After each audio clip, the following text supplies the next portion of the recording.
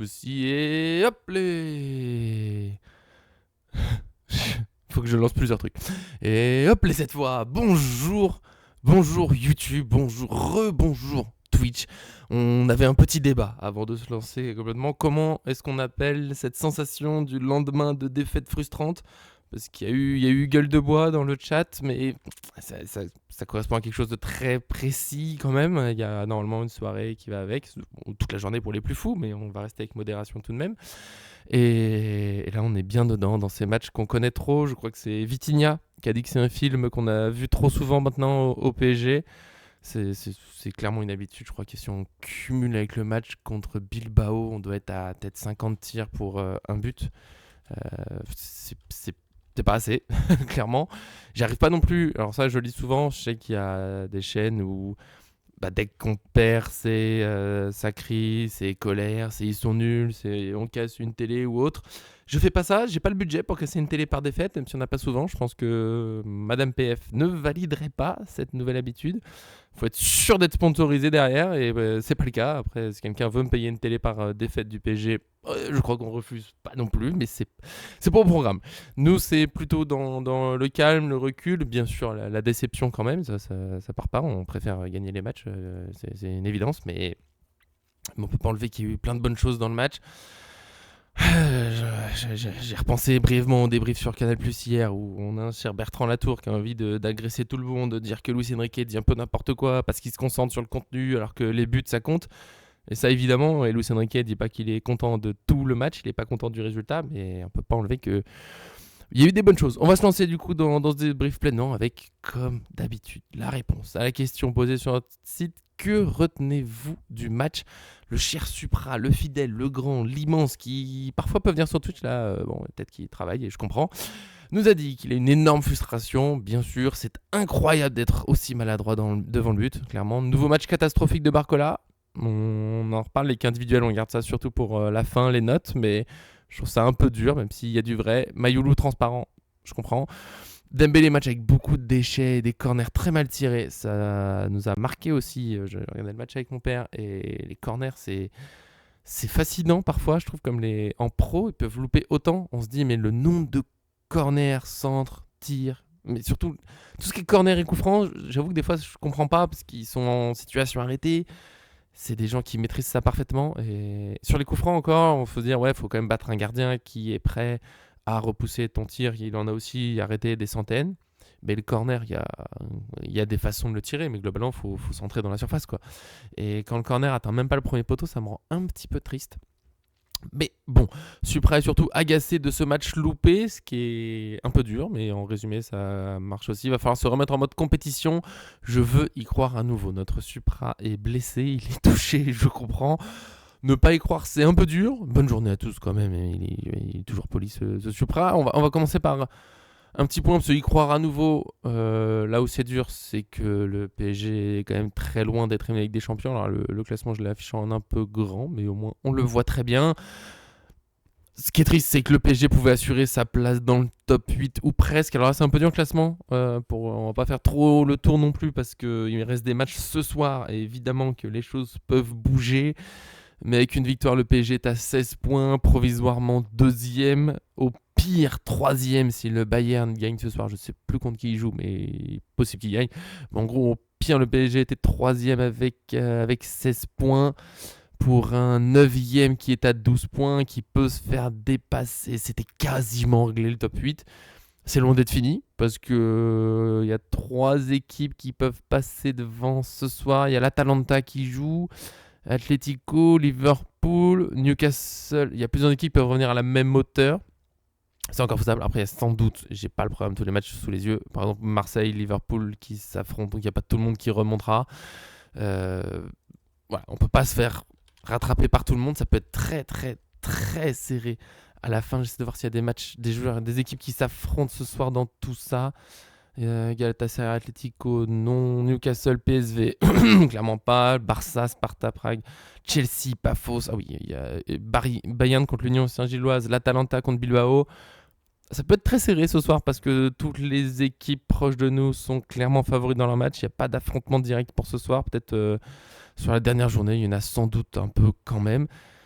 Le PSG n'est pas encore en danger. De toute façon, au pire, on sera en barrage. Ça, c'est acté. Et il faut quand même avoir ça en tête qu'il n'y aura pas de scénario catastrophe où le PSG ne passe pas la phase de ligue. On fait un peu le parcours inverse de l'année dernière. On démarre bien, on se dit ça sera vite réglé, tranquille, on n'a plus besoin d'y penser. Et on traîne un peu contre Bilbao, on traîne contre le Sporting. C'est triste. Et pourtant, le match, il est très, très clairement dominé. Je veux dire, on peut difficilement faire plus que ça en première mi-temps. C'était 15 tirs à 3 à la pause, je crois. À la 40e minute, il y a Canal+ qui met la stat. Le PSG est à 25 ballons touchés dans la surface. Il me semble que c'est ça. C'est énorme. Mais le problème, c'est que elle marque pas. Et j'ai l'impression de l'avoir dit plusieurs fois. Je peux vous dire que Madame PF, ce matin, quand elle a su que le PSG avait perdu, elle m'a dit bah, mais ça va être comme les autres fois, le football est injuste et puis il faut mettre des buts. Je dis, mais oui, mais j'y suis pour rien, moi. Le PSG fait pareil, c'est pour ça que Vitinha a dit que c'est toujours pareil, c'est pour ça que Luis Enrique en conférence de presse a dit que le foot est un sport de merde. Bien sûr, il exagérait un peu, il était un peu fatigué par les médias aussi. Sur Canal+, c'était bon, ça nous a fait rire, mais je crois que lui était un peu agacé. Première question de c'est frustrant, vous avez bien joué. Il dit oui, c'était bien, on est déçu du résultat. Le journaliste qui relance sur vous trouvez que c'est quand même une bonne performance? Bah oui, c'est une bonne performance, machin. Le journaliste après qui redit, je crois, donc vous n'êtes pas inquiet par le contenu? Il a dit mais vous voulez que je répète tout ce que je dis ou pas? Voilà, fin de l'interview, il est parti. Au revoir, bonsoir. Je pense qu'après en conf, il en avait un petit peu marre aussi. Il en a marre aussi des résultats parce que il peut pas faire beaucoup plus pour ce qui est du contenu. Je comprends qu'il soit fier des joueurs parce que on a largement dominé. Il y a presque 70% de possession de balle à la fin du match. À la mi-temps, il y a plus même encore. On est fort pour de vrai. Ce PSG est très fort. Ça rappelle exact pour moi le match contre l'Atlético la saison dernière en phase de poule, le match contre le PSV aussi, et cette saison on a eu le Paris FC il y a pas longtemps, Bilbao même, où certains ont fait de ce match un drame, c'était pas bon, mais j'ai retrouvé les stats contre Bilbao, 17 tirs, 71% de possession de balle, et tout ce qu'il faut pour gagner. Ce qui va pas, c'est que du coup, en cumulant ces deux matchs, on est à 45 tirs pour un but. C'est très très très très peu. On a de l'autre côté 18 tirs concédés quand même contre Bilbao. On a fini par concéder des tirs, mais eux ça rentre. Et en fait, on sera obligé de parler de Chevalier dans les notes. Mais alors, on fait un peu tous je vois beaucoup le ouais, Donnarumma c'était mieux. À la même période de la saison, non, toujours pas. Parce que en janvier, et exactement après le 8e aller perdu contre Liverpool, on nous disait encore qu'il fallait vendre Donnarumma, il fallait absolument prendre Chevalier. C'est pour ça que je m'inquiète pas encore pour Chevalier. Ça peut aller très vite une saison, ça peut aller très très vite le foot, notamment les avis des gens qui bien sûr changent à toute vitesse. Mais c'est clair qu'à un moment, il va falloir qu'il soit décisif, notamment parce que, et ça c'est pas de sa faute, mais il a la pression d'une super fin de saison de Donnarumma qui reste dans les esprits. Alors en Ligue 1, Donnarumma avait pas été très bon. En Ligue des Champions à ce moment-là, toujours pas, mais il a très très bien fini et forcément la comparaison l'a fait un peu mal. Après, je vois que Donnarumma a pris 3 buts avec City hier et que sur le premier, il n'est pas excellent non plus. Faut arrêter de rendre en héros les autres gardiens ou joueurs d'un autre club et de vouloir absolument descendre les nôtres, mais c'est clair que Chevalier, sur le peu de choses qu'il a eu à faire, il fait pas d'arrêt décisif et ils sont pas faciles à faire les arrêts, mais à un moment au très haut niveau, faut les faire. Mais ça serait injuste de dire qu'on perd à cause de lui. Il y a un moment, c'est une phrase presque bateau, c'est très énervé là, mais juste faut mettre les buts. Tu peux pas toucher, je crois, à la fin du match, on était à presque 50 ballons dans la surface adverse. Pour mettre un but, c'est ridicule. Surtout qu'on met un but sur un ballon en dehors de la surface. Donc ça veut dire que sur les presque 50 ballons dans la surface, on marque pas. Et c'est terrifiant d'être aussi inefficace. On a un souci de joueurs qui redeviennent trop individualistes. Et c'est dommage parce qu'en première mi-temps, j'avais pas trop ce sentiment. On a le PSG qui est hyper collectif. Dans le pressing, on peut pas l'en voir. C'est là où c'est pas un PSG qui s'en fout, qui se voit déjà champion. Ils ont fait les efforts. Pour de vrai, c'est impressionnant. La première mi-temps, c'est peut-être la meilleure mi-temps de la saison. C'est au niveau de la fin de saison dernière. Le Sporting n'existe pas. Alors qu'on voit bien en seconde période, quand le PSG fatiguait un peu, qu'ils ont des qualités. Quand même, il y a eu des beaux enchaînements. Il y a un buteur qui a été ultra efficace. Le PSG était vraiment excellent. Mais pas dans la finition. Et à un moment, c'est problématique. Je sais pas comment sur WhoScored, on parlera de notes après, Doué finit avec la meilleure note du match. Je comprends pas trop. J'ai pas encore vu sur Paris Fan qui était élu joueur du match. J'ai pas eu le temps de faire l'article encore. Mais Doué, c'est un choix assez surprenant. parce que pour moi, il symbolise qu'il manque de la simplicité, il manque de cadrer les frappes, forcément, et de jouer vraiment avec les autres jusqu'au bout, parce que sur la fin des actions, il y a quand même ce sentiment, et c'est pas par... je pense pas que ce soit de la facilité, de on est trop fort, je pense que c'est un peu... il y a eu beaucoup de récompenses individuelles, de débats de qui est le meilleur. Il y a peut-être un petit peu envie de briller un peu plus que les autres, ou même globalement de montrer à quel point ils sont forts. Et on finit mal les actions parce qu'il y a trop de tirs contrés. Alors le Sporting défend dans sa surface et défend vaillamment, courageusement, tout ce qu'on veut. Mais quand il y a deux, trois adversaires face à soi, en général, faut pas tirer, il faut décaler sur le côté. C'est comme ça que Barcola a créé plusieurs situations intéressantes, mais à chaque fois il a tiré dans un défenseur, alors qu'il y a Dembélé dans l'axe, il y a Ruiz ou Vitinha en retrait. Doué, pareil, il a trop dribblé ou fini seul. Dembélé, un peu maladroit. Et à force, ça se paye. Malheureusement, Ramos, quand il rentre, il est transparent. On espérait un peu que ce soit la solution. Vara fait une belle entrée, et c'est là où notre attaque est absolument impossible à fixer. Pour le moment, il n'y a personne qui se détache. C'est que sur un match, il y en a un qui arrive un peu à finir. On se dit, allez, il est lancé. Au match après, ça passe pas. Là, c'est Dembélé qui arrive pas à finir. Alors, il fait une passe décisive pour Gvara, mais bon, c'est une passe, la passe à rien de spécial. C'est surtout Gvara qui fait une super action derrière. Gvara, qui était l'attaquant en difficulté dernièrement, cette fois, c'est lui qui marque. Et on se dit, tant mieux, c'est bien qu'il y en ait un qui marque, mais il faut que les autres suivent. Et je crois qu'il n'y a même pas beaucoup plus à dire collectivement sur ce match. Très fort en premier temps. Deuxième, moins bonne, mais on peut pas demander encore moins à ce moment de la saison. Le PSG va mieux physiquement. Ça, c'est la très bonne nouvelle, mais pas encore parfait, et c'est logique. En deuxième mi-temps, c'est plus compliqué. Il y a aussi le Sporting qui est sorti de son espèce de 3-4-1, enfin 5-4-1, pardon, 5, j'ai regardé l'image, ils mettent une défense à 3, mais c'était clairement 5, c'était très très bas. Ils ont fait ça en première mi-temps, ça n'a pas trop marché, parce que le PSG doit marquer. Et en deuxième mi-temps, ils retrouvent un jeu plus offensif, on retrouve un peu plus un 4-2-3-1, par moment au moins, et ils ont joué. Je pense que ça nous a posé des problèmes. Déjà, il y a eu un changement soudain, j'ai l'impression qu'ils étaient un peu surpris au début de la mi-temps. On voit des relances un peu douteuses côté PSG, mais c'est parce que le Sporting n'est pas sorti de son camp en première période. D'un seul coup, ils font un pressing très très haut. Ça a surpris les Parisiens, qui ont quand même encore la place pour marquer, même si le Sporting est un peu mieux en seconde période. Le PSG a 13 tirs en seconde période. Mais toujours pas. Toujours pas. Et nous, on prend des buts. Le premier, j'ai vu beaucoup de choses. Réseaux sociaux, sur Canal+, soucis sur les coups de pied arrêtés. J'ai vu l'équipe aussi, le fantôme des failles sur coups de pied arrêtés. C'est un corner repoussé relativement loin, parce que le tir, il n'est pas rentré de surface, il est loin, entre guillemets, il est loin d'être facile à mettre. Ça rebondit sur un jambe de coéquipier, ça revient sur un autre, il marque. Je crois que c'est Nasri qui a dit c'est pas de chance, c'est tout. Et à un moment, c'est juste pas de chance. Le problème, c'est tout ce qu'il y a à côté. Si t'as mis tes 3 buts en première période, tu prends celui-là et tout le monde s'en fiche. Et là, il fait mal, tu t'égalises quand même. Et encore un but, le deuxième, je sais pas, je ferai peut-être l'analyse en image dessus. Je sais pas encore sur l'analyse en image aujourd'hui, pour être honnête. Flemme, ça fait mal ces défaites, on a envie de passer à autre chose quand même. Voilà, on va pouvoir passer aux notes gentiment, en souffrant une dernière fois. Je vais découvrir ce qu'a mis notre cher Arthur, qui peut plus faire les vidéos, ça nous manque, bien sûr, ça fait très longtemps que j'ai pas fait une vidéo avec Arthur, et c'était des grands moments. Il est parti au meilleur moment, enfin parti, c'est parce qu'il travaille maintenant dans la journée et qu'on peut pas les faire ensemble, mais on a survécu à des choses extraordinaires avec Arthur, Pochettino, Galtier.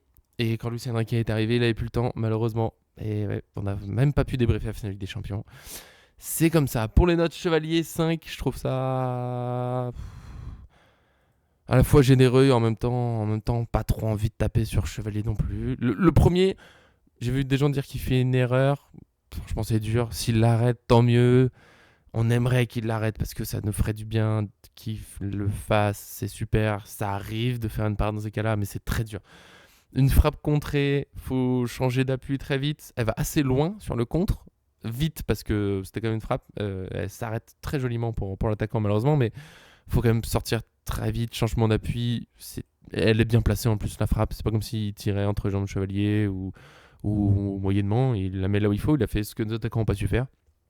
Pour moi, c'est surtout ça. Par contre, le deuxième, il est un petit peu masqué. La frappe est puissante, mais il la repousse vraiment dans l'axe.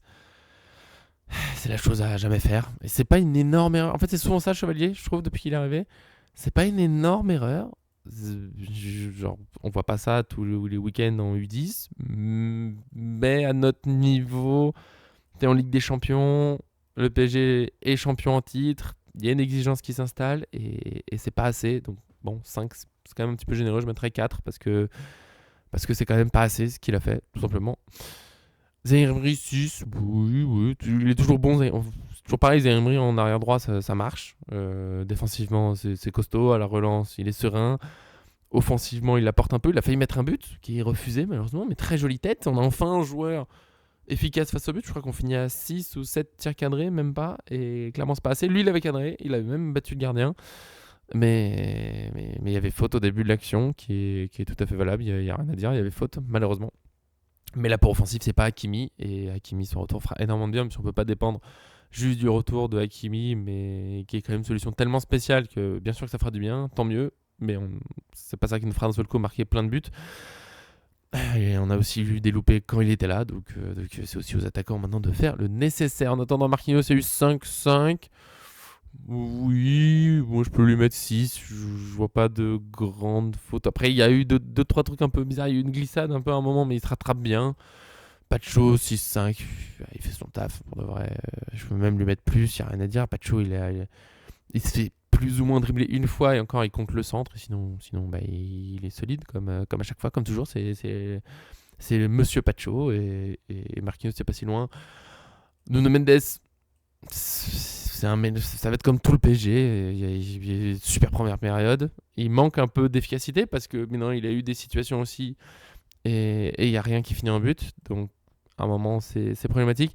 Il y a quelques très mauvais choix aussi. Je trouve que c'est toujours ça. Nuno Mendes, il sait qu'il va très vite. Il sait qu'il peut dribbler, percuter et que c'est super et que c'est impressionnant et que des fois ça fait beaucoup de bien. Mais du coup, il lui arrive de s'entêter à le faire pour rien. J'ai une situation que j'ai en tête. Je peux pas donner la minute. Il me semble que c'est en première période, mais je suis même plus sûr. Mais je vois bien le moment où on récupère un ballon. Il y a je dirais trois Parisiens à une dizaine de mètres devant lui, seul.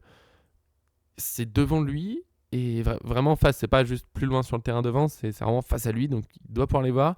Il y a un défenseur du Sporting face à lui. Il y en a deux sur sa droite et plutôt que juste de faire la passe simple, et vas-y, c'est pas spectaculaire, mais au moins c'est efficace, il cherche à passer entre eux, comme il le fait parfois très bien parce qu'il est bloqué, mais là, il n'y avait pas besoin de le faire. Et en plus, il perd le ballon. Et c'est des petits choix comme ça qu'il faudrait peaufiner et qui sont un peu à l'image d'un PSG qui cherche un peu trop le spectacle et qui oublie l'efficacité et qui se fait punir derrière. On va pouvoir parler des attaquants après. Je suis bougon, ouais, je suis bougon. Mais je comprends la note d'Arthur, si c'est correct. De toute façon, j'ai eu mon Arthur, pauvre, il fait les notes, personne n'aime faire les notes. Sini Mayoulou 5, ça je trouve ça très généreux parce qu'il disparaît, il le dit même, il s'est éteint en seconde période, il a disparu Mayoulou en seconde période. La première elle est, je dirais, correcte, pas extraordinaire, mais il y a des bonnes choses. Mais moi sur la première période je mets entre 5 et 6 et sur la deuxième il est, je sais pas, 2, il n'existe pas. Donc je trouve qu'un 4 serait un peu plus juste. Malheureusement, Mayoulou, compliqué en ce moment, il n'arrive pas à avoir l'impact qu'il a d'habitude. J'espère qu'il va pouvoir souffler bientôt. Peut-être que Dro Fernandez arrivera enfin. Peut-être que Lee va pouvoir revenir de blessure. Ça ferait beaucoup de bien. Neves aussi. Les joueurs sont fatigués. Ça compte aussi sans doute dans l'efficacité parce qu'on perd en lucidité. Même si les attaquants en ce moment, ça peut tourner. Donc un peu moins d'excuses. Et de toute façon, au bout d'un moment, quand tu loupes autant, il faut juste faire ce qu'il faut. Il n'y a plus d'excuses. Il n'y a plus d'excuses. Vitinha 6, il a encore failli mettre, et ça fait, je crois, 3 matchs de suite, parce qu'il y a eu contre le Paris FC, contre Lille, et là, un but magnifique. Sauf que lui, ça veut pas, c'est dur de lui en vouloir, parce qu'il envoie des frappes à 25 mètres, donc c'est plus dur de dire, il faut qu'il marque, il est pas juste à côté du but. Malheureusement, ça rentre pas. Mais il y a une très très belle reprise qui prend juste un tout petit peu trop de l'extérieur, et je pense que si elle va tout droit, le goal ne bouge pas pareil tellement elle est partie vite, mais ça rentre pas. Il oriente le jeu, il y a quelques petits ratés. 6, c'est peut-être un petit peu dur. Je pense que si on le gagne, on a un avis plus positif sur le match de Vitinha, qui a très bien orienté le jeu plusieurs fois, qui a participé au pressing très bien, et peut-être qu'il finit avec un 7. Mais la seconde période, elle est un petit peu plus compliquée, à l'image de toute l'équipe. Fabien Ruiz, 5-5. Oui, oui, oui. Toujours pareil, Ruiz, c'est typiquement le joueur qui brille particulièrement quand collectivement on est très bon. Et quand il y a des erreurs, des frustrations, c'est le joueur qui disparaît un peu parce que c'est un joueur purement collectif, il fait pas de différence sur le dribble. Et il peut marquer quand il est servi, parce que des fois là il était en position mais il n'a toujours pas été servi malheureusement. Il y a aussi des petits loupés, je suis d'accord avec Arthur, il y a des petits loupés techniques, des petits contrôles un petit peu ratés, où ça pourrait aller plus vite, c'est dommage. Il y a quand même au moins une frappe qui sert à rien, où la balle revient dessus, il envoie une reprise au volet alors qu'il y a facilement deux trois défenseurs devant lui. Il y a Dembélé tout seul en retrait, il y a Barcola à côté qui est tout seul. Mais je pense que lui aussi, c'est un peu la frustration de ne pas pouvoir mettre les buts, de peut-être les fois où lui pourrait recevoir la passe, il la reçoit pas, et donc quand il a enfin plus ou moins une position de tir, il a envie de tirer parce qu'il y a peut-être la frustration des autres fois. C'est là où le PSG doit retrouver du sang-froid. Je redis toujours, pour moi, l'action qui symbolise tout ça, c'est le premier but de la finale de Ligue des Champions où Doué il peut tirer, il est dans la surface, il pourrait tirer. Mais il lève la tête, il y a Hakimi tout seul, pas de souci, je te décale, ça finit dans le but vide, c'est simple, c'est efficace, ça lance des matchs. Et ben là en ce moment on veut pas. Barcola 6 pour Arthur, c'est relativement généreux. Après le match de Barcola est très dur à noter parce que c'est encore l'attaquant peut-être qui a créé le plus de danger au final, parce que Dembélé et Doué ont eu pas mal de petits déchets. Barcola a créé beaucoup d'occasions avec sa vitesse, avec quelques dribbles, des centres, des tirs.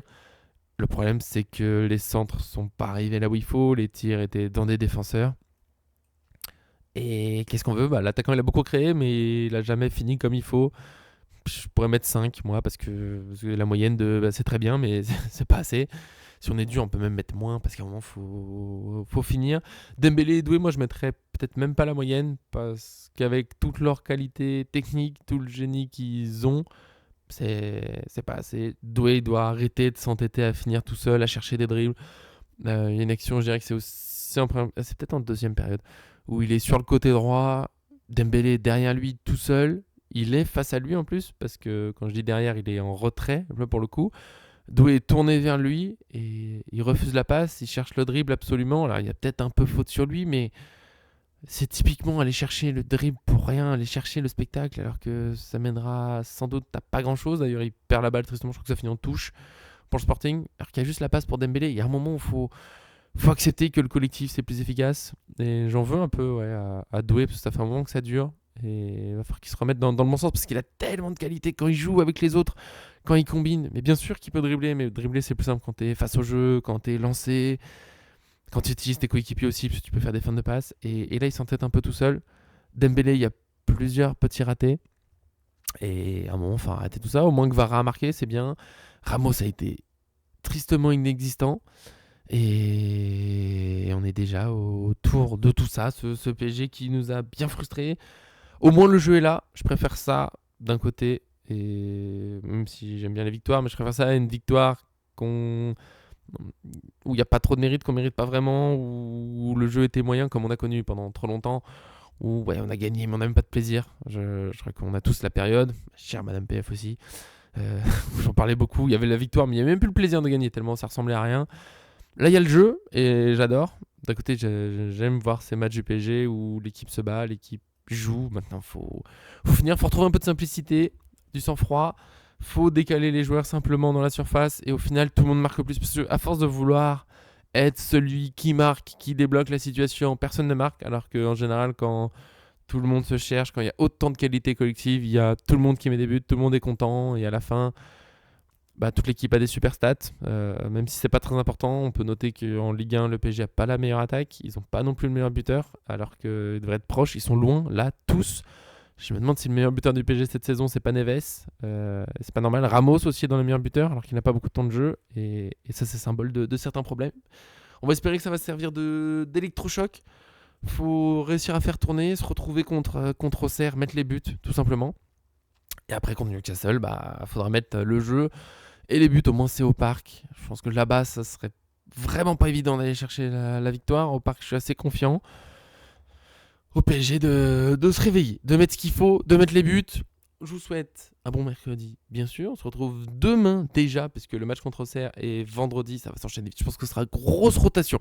Là, il y a une grande réflexion pour faire l'équipe. Je crois qu'on n'aura pas le point médical au moment de le faire. Ça sera pas évident, mais on donnera tout ce qu'il faut. Je vous fais des gros bisous, essayez de bien vous remettre de cette défaite, c'est pas grave, n'oublions jamais ce qu'avait dit Luis Enrique, le foot est la chose la plus importante des choses qui ne sont pas importantes dans la vie, il y a bien plus précieux. Ne l'oubliez pas, profitez bien de votre journée. On se retrouvera très vite. Il y aura des victoires, vous en faites pas. Et on y aura en finale de Ligue des Champions, bien sûr. Des gros bisous. Salut, salut.